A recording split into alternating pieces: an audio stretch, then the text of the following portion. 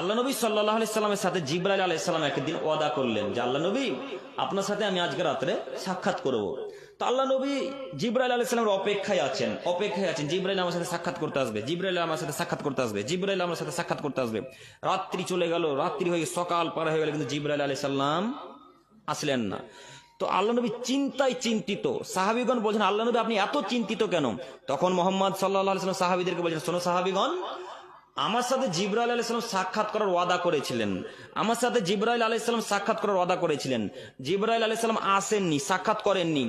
এর পূর্বে কোনোদিনও জিবরাইল আলাইহিস সালাম আমার সাথে ওয়াদা ভঙ্গ করেননি, এর পূর্বে কোনোদিনও তিনি ওয়াদা ভঙ্গ করেননি। সাক্ষাৎ করব বলেছে আর আসেনি, এমনটা কোনোদিনের পূর্বে ঘটেনি। কিন্তু আজকে কেন জিবরাইল আলাইহিস সালাম আসলেন না?